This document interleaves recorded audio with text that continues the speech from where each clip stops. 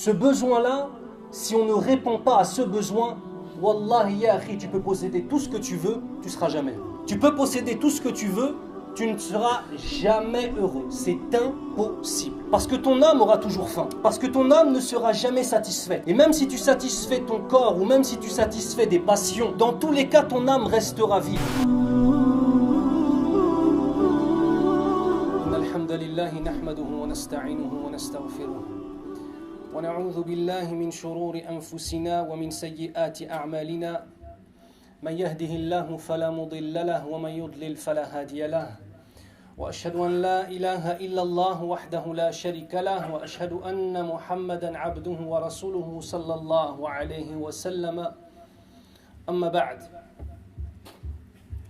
Chacun d'entre nous, qu'il soit croyant ou incroyant, qu'il soit musulman ou bien faisant partie des gens du livre ou même polythéiste, il y a une question, mes frères et sœurs, qui revient sur la bouche de chacun d'entre nous. Cette question, c'est comment vais-je faire pour pouvoir trouver le bonheur? Alors chacun va rapporter une part de la réponse. Le croyant va te dire que c'est à travers la soumission à notre Seigneur qu'on pourra atteindre le bonheur. L'incroyant ou alors le croyant ayant un cœur malade, ravagé par la vie d'ici-bas et par l'amour de la vie d'ici-bas, pensera qu'on pourra devenir heureux en possédant des choses. Il faut bien comprendre, mes frères et sœurs, que nous sommes composés de deux éléments. La première des choses, c'est ton corps. Ton corps a besoin de manger, ton corps a besoin de dormir, ton corps a besoin de ressentir un certain nombre de plaisirs pour justement te sentir bien, bien évidemment. Mais il y a un deuxième élément qui est très souvent oublié, mes frères. C'est notre âme. Cette part d'éternité qu'Allah subhanahu wa ta'ala a mis en nous. Cette part d'éternité qu'Allah subhanahu wa ta'ala a mis en nous. Et vous savez quoi? Il y a un jour durant lequel Allah azza wa jal a réuni toutes les âmes de la création. Toutes les âmes de la création. De Adam alayhi salam jusqu'au dernier homme qui sera vivant avant que l'heure, Yawm al-Qiyamah, ne se lève. Et Allah azza wa jal leur a dit, comme il est mentionné dans le Coran al-Karim, Alastu bi rabbikum, alastu bi rabbikum, qalu Bala shahidna. Dans le sens du verset, Allah Azza wa Jalla a réuni toutes ces âmes et il a dit, ne suis-je donc pas votre Seigneur? Et toutes les âmes ont répondu, si bien sûr, nous attestons que tu es notre Seigneur. De ce moment-là, de ce jour-là, est née une chose très importante. Ce qu'on appelle al-fitra, mes frères. Al-fitra, c'est la croyance instinctive qu'on a en Allah Azza wa Jalla.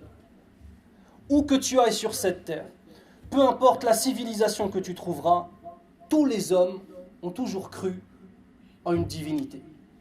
Que ce soit dans le vrai ou dans le faux, que ce soit en Allah ou que ce soit dans des statues ou que ce soit dans autre chose. Allah a mis dans nos âmes un besoin de l'adorer à partir de ce jour-là. Et chacune de nos âmes a attesté de cela. Ce besoin-là, si on ne répond pas à ce besoin, Wallahi ya akhi, tu peux posséder tout ce que tu veux, tu ne seras jamais heureux.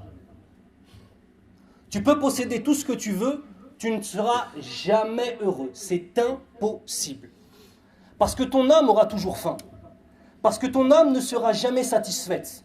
Et même si tu satisfais ton corps ou même si tu satisfais des passions avec des femmes en dehors du mariage, akramakumullah, ou quoi que ce soit, dans tous les cas, ton âme restera vide. Et ça, on le voit. Chez les gens qui ont eu beaucoup d'argent, il y a toujours un moment où ils expliquent qu'ils sont dans un désespoir profond parce qu'en vérité, la chose principale pour laquelle on a été créé, eh bien on ne la fait pas. Allah Azza wa Jalla nous dit dans le Coran, Bismillahir Rahmanir Rahim, وَمَا خَلَقْتُ الْجِنَّ وَالْإِنسَ إِلَّا لِيَعْبُدُونَ. Dans le sens, je n'ai créé les djinns et les hommes que pour l'adoration. Si on n'a pas cet élément dans nos vies, mes frères, Wallah ya akhi, tu peux faire ce que tu veux, tu n'y arriveras pas, tu ne pourras pas connaître le bonheur. Allah Azza wa Jalla nous dit dans le Coran, هَلْ يَسْتَوِي الَّذِينَ يَعْلَمُونَ وَالَّذِينَ لَا يَعْلَمُونَ. Dans le sens, ceux qui savent et ceux qui ignorent sont-ils égaux? Est-ce qu'on fait réellement partie de ceux qui savent? Est-ce que réellement notre relation avec notre dîn, c'est la relation d'un homme qui comprend qu'il est dans une situation dangereuse et que la seule chose qui peut le sauver, c'est son dîn? Ou est-ce qu'alors on a en vérité une relation avec notre dîn qui est simplement le fait de lui donner 5 petits moments par jour, 5 fois 5 minutes, et en dehors de l'heure de la prière, on vit comme si on était des non-musulmans. Allahumma hafadna.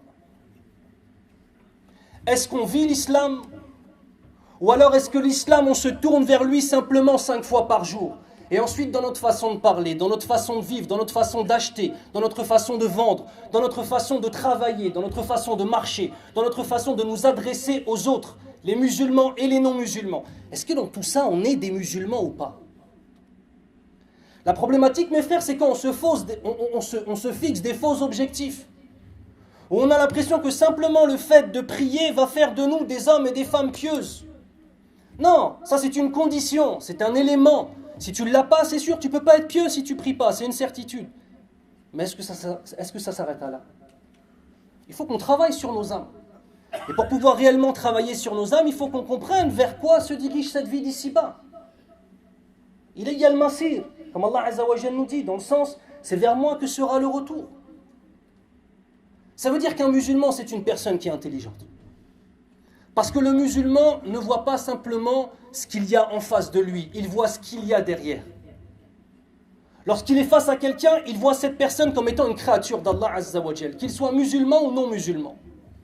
Lorsqu'il est face à son frère, il voit son frère en humanité et il voit son frère en plus dans son dîn. Ça, c'est un lien qui est plus fort que tout. Lorsqu'il travaille, il adore son Seigneur. Lorsque quelqu'un vient le provoquer, il délaisse la dispute pour Allah Azza wa Jal. C'est le fait de voir Allah Azza wa Jal dans tout ce qu'on fait. C'est le fait de voir Allah Azza wa Jal dans tout ce qu'il y a autour de nous. Dans le sens où il est le créateur de toutes choses, bien évidemment. Si on saupoudre notre vie d'islam, ça ne marchera pas, mes frères. Si on donne toute notre existence à notre dîn, les résultats pourront être immenses ou pourront ne pas l'être. Tout dépend si Allah Azza wa Jal accepte. Par contre, il y a une chose qui est sûre. Si on donne peu à notre dîn, les résultats seront médiocres. Ça, c'est une certitude. Mes frères, ce qu'on vise, c'est le paradis. Ce qu'on vise, c'est le paradis. C'est pas rien, subhanallah. Une personne qui voudrait être médecin, qui vise le fait d'être un médecin, il va faire des études qui sont en accord avec ce projet-là, avec ce but-là. Est-ce que vous vous rendez compte que notre but, c'est d'obtenir le paradis pour y demeurer éternellement? Notre but, c'est d'être au plus haut degré du paradis, Al-Firdaus, et d'avoir l'honneur de voir Allah Azza wa Jal chaque Jumu'ah. Allahumma ja'alna minhum, ya Rabbal alamin. Demande à Allah de faire de nous des hommes et des femmes qui verront Allah subhanahu wa ta'ala fil jannah. Le but est immense. Mais quels sont les moyens qu'on met en place? Quels sont les sacrifices qu'on est prêt à mettre en place? 17 fois par jour, mes frères et sœurs, on dit « Iyyaka na'budu wa iyyaka nasta'in » et avant ça, on dit « Ihdina sirat al-mustaqim » Guide-nous sur le droit chemin. On demande à Allah Azza wa Jalla la guider. Mais quelles sont les causes que l'on fait pour obtenir cette guidée? Vous savez, mes frères, tout comme la personne qui voudrait devenir médecin, il va forcément devoir mémoriser tout un tas de choses. Il va forcément devoir passer des nuits blanches à réviser. Il va devoir avoir mal au ventre avant un examen.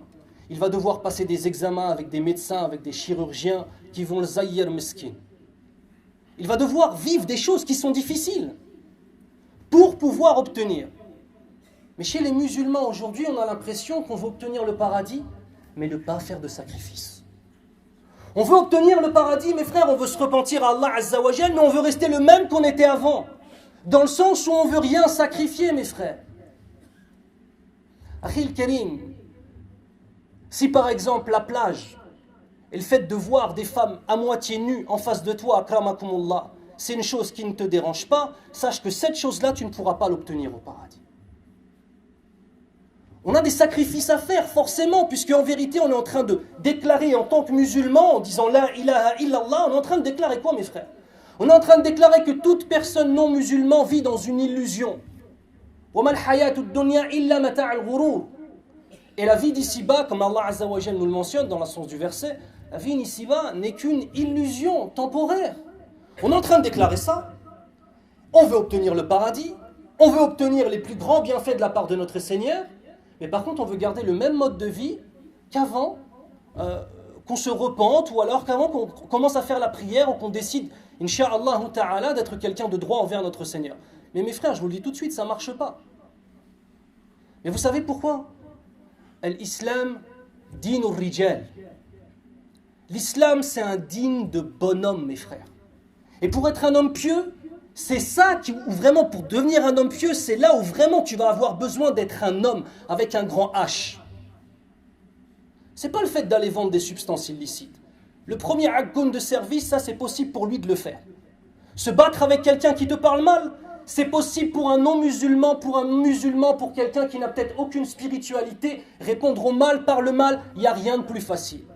S'imposer avec la force, mes frères, il n'y a rien de plus facile. Tu n'as pas besoin d'être musulman pour faire ça, bien évidemment. Et au contraire, l'islam condamne ça.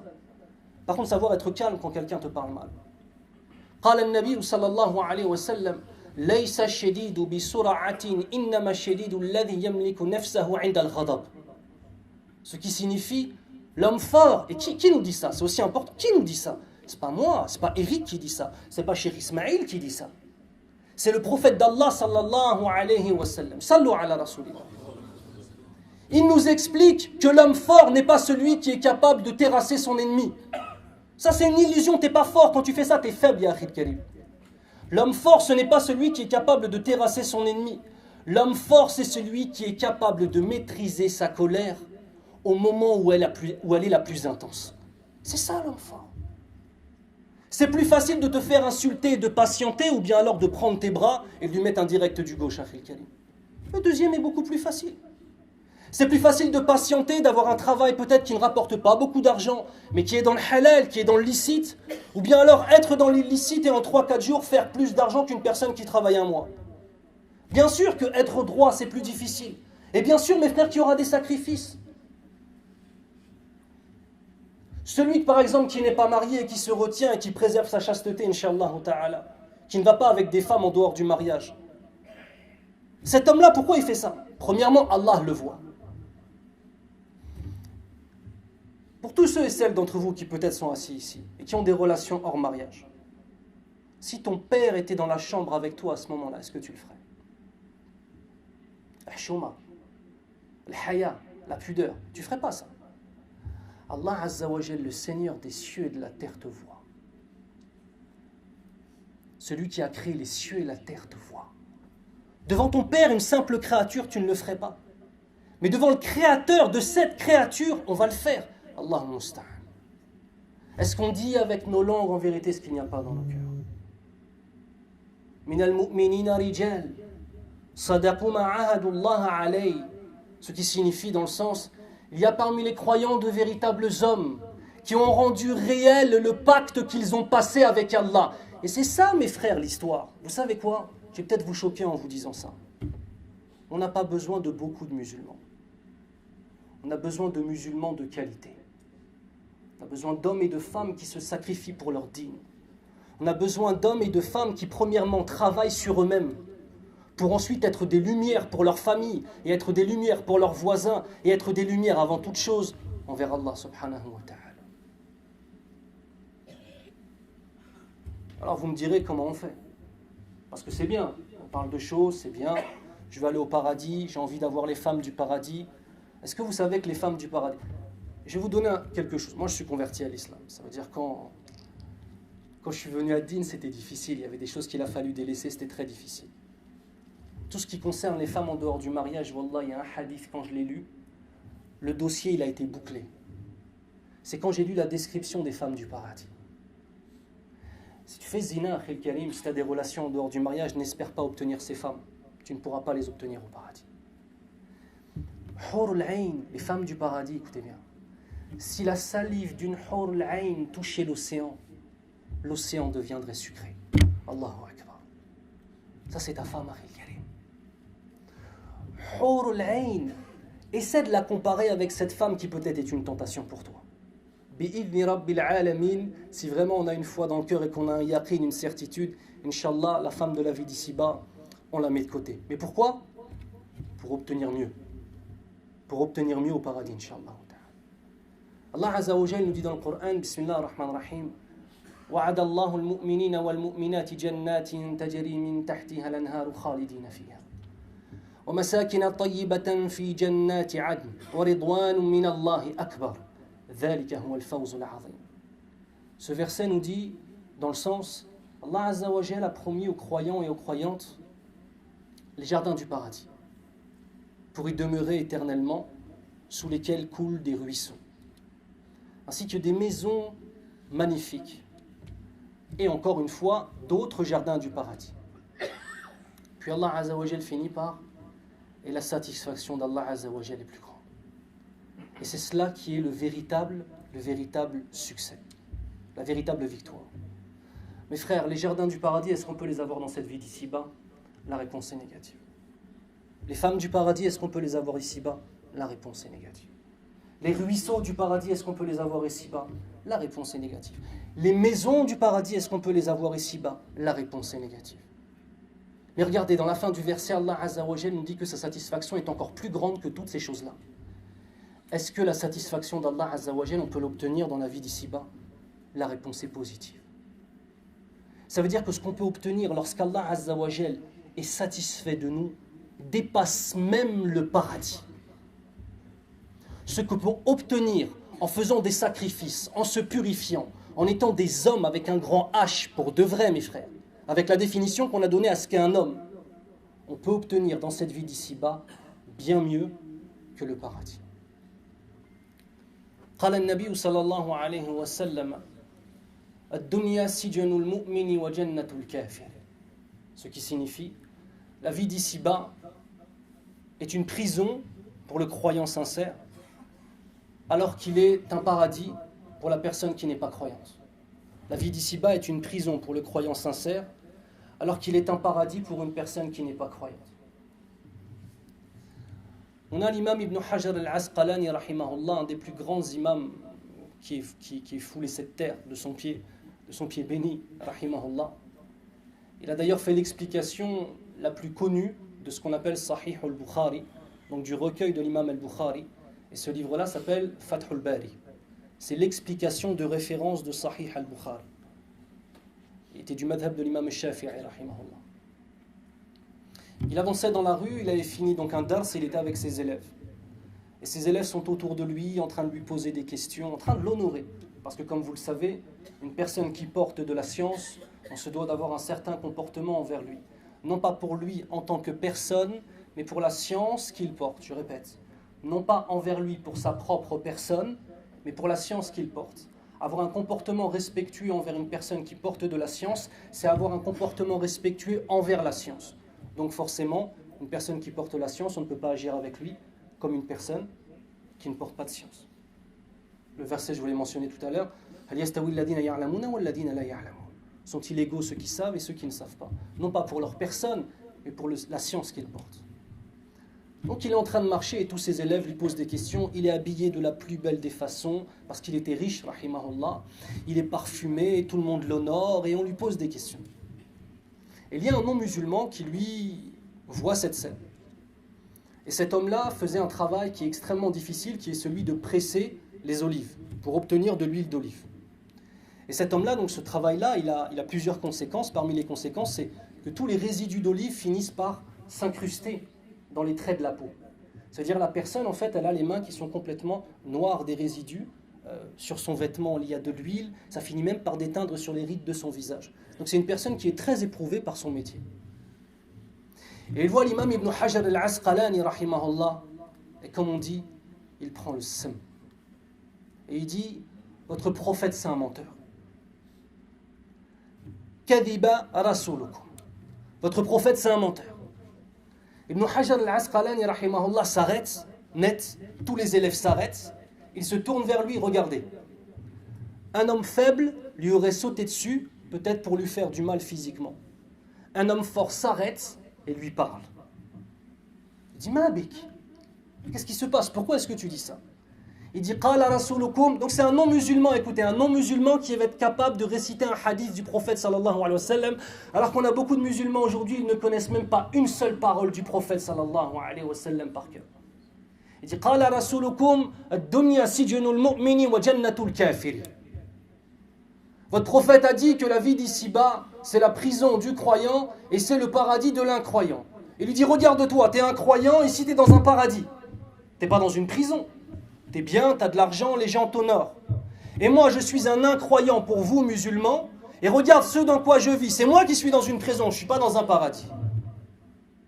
فَقَالَ لَهُ صَدَقَ رَسُولُ اللَّهِ صَلَّى اللَّهُ عَلَيْهِ وَسَلَّمَ. Il a dit non, tu te trompes. Le prophète d'Allah Azza wa Jal a dit la vérité. Moi, par rapport à ce qui m'attend, Inch'Allah, au paradis, Wallah, je suis dans une prison. Et toi, par rapport à ce qui t'attend en enfer, Wallah, tu es dans un paradis. Je répète. Il a dit, moi, par rapport à ce qui m'attend, si Allah Azza wa Jal, par sa miséricorde, me fait rentrer au paradis, tout ce que tu vois là, pour moi, c'est qu'une prison, parce que l'au-delà est bien meilleur, incomparablement meilleur. Et toi, la vie que tu mènes, qui est difficile, dont tu te plains, mais c'est pas une prison en vérité, c'est un paradis, par rapport au châtiment que tu vas subir en enfer. Mais cet homme-là était intelligent, vous savez ce qu'il a fait? Il a levé son doigt, il a dit, Ashhadu an la ilaha illallah. Sur le coup, il s'est converti à l'islam. Allah Azza wa Jal nous a promis que si nous sommes pieux, nous allons vivre pour l'éternité dans un endroit la aynun ra'at wa ma udhunun sami'at wa la udhunun sami'at. On verra des choses que nul œil n'a vues, que nulle oreille n'a entendues, et que nul cœur n'a pu déjà s'imaginer. Voilà la promesse qu'Allah Azza wa Jal nous a faite. Ça vaut pas le coup de se sacrifier un petit peu. Mes frères, pourquoi je vous dis ça? Parce que je vous ai dit une chose importante tout à l'heure. On a besoin de musulmans de qualité. Des musulmans qui sont là pour apprendre leur dîn. Et apprendre ton dîn, c'est pas simplement pour avoir bonne conscience. On apprend notre dîn afin de nous rapprocher d'Allah Azza wa Jal et d'être les lumières pour nos enfants, pour nos parents, pour nos voisins, pour les gens qu'on croise. On a besoin d'apprendre notre dîn pour tomber amoureux d'Allah Azza wa Jal. Parce que si on ne connaît pas Allah Azza wa Jal, on ne peut pas l'aimer réellement. On a besoin de connaître qui est notre prophète sallallahu alayhi wa sallam pour réussir à l'aimer suffisamment et vouloir lui ressembler. Parce que si on ne l'aime pas, on ne peut pas vouloir lui ressembler. Mais si on l'aime sincèrement, alors dans ses sifas, dans ses caractéristiques d'adoration avec Allah Azza wa Jal en premier lieu, et même dans sa façon d'être physiquement, on veut lui ressembler, sallallahu alayhi wa sallam. Regardez les jeunes, subhanallah, enfin les jeunes ou les moins jeunes, ça ne veut rien dire aujourd'hui jeunes, ils font les mêmes coupes que les joueurs de foot. Pourquoi? Ils les aiment, ils veulent leur ressembler. Que certains rappeurs, ils mettent les mêmes vêtements, ils les aiment, ils veulent leur ressembler. Et nous, on ne va pas aimer le prophète sallallahu alayhi wa sallam pour vouloir lui ressembler. Sallallahu alayhi wa sallam. Il faut apprendre notre dîn, mes frères. Il faut apprendre notre dîn afin justement de pouvoir obtenir. Je vais finir sur une chose. J'étais il y a quelques années parti au Cameroun pour la da'wah. Et au Cameroun, mashallah, il y a dans le nord, donc vers Fumban, c'est les musulmans, mais il y a aussi des non-musulmans là-bas. On est parti un moment dans une madrasa, écoutez bien, pour que vous compreniez la ni'ma dans laquelle vous êtes et les facilités dans lesquelles nous sommes ici en France. Pour mémoriser le Coran, il y avait une 50aine d'enfants. Ils avaient un mushaf. Et ils l'avaient divisé par page. Et chaque enfant qui voulait mémoriser quelque chose, il gardait la page pendant 5 minutes, pas plus. Et il devait mémoriser la page en 5 minutes. Et ensuite, il était obligé de la passer à quelqu'un d'autre.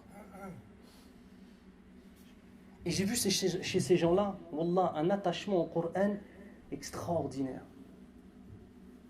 Ils n'ont même pas, pour l'information, on ne dit pas un Coran, quand on parle du livre, on dit un mushaf. Le Coran, c'est la parole d'Allah Azza wa Jal, qui est incréé. On dit le mushaf pour le livre. Ils n'ont même pas de masahif. Et ils avaient un attachement au Coran al-Karim qui était extraordinaire. Min al-mu'minina rijal. Même s'ils avaient 10 ans ou 11 ans, wallah, c'est plus des hommes que bon nombre de personnes, bon nombre d'hommes qui gonflent les muscles là et qui font les malins, avec la criminalité et tout ce que vous voulez avec. Eux, des petits de 11 ans, wallah ya akhil karim, ils avaient plus de caractère et plus de force et plus d'investissement pour Allah Azza wa Jal que bon nombre d'hommes. Le but de cette khutbah, mes frères, c'est pas de dire tout va mal. Non, non, non. Tout va bien, walhamdulillah. Le but de cette khutbah, c'est qu'on essaie de se rappeler de certaines choses qui sont importantes. On a notre dîn, on a des objectifs. et ces objectifs qui sont pour l'éternité, eh bien, il faut mettre en place un certain nombre de choses pour pouvoir les obtenir. Tout comme celui qui veut être médecin doit faire des études, celui qui veut accéder au paradis doit prendre son din et transformer cet apprentissage en action.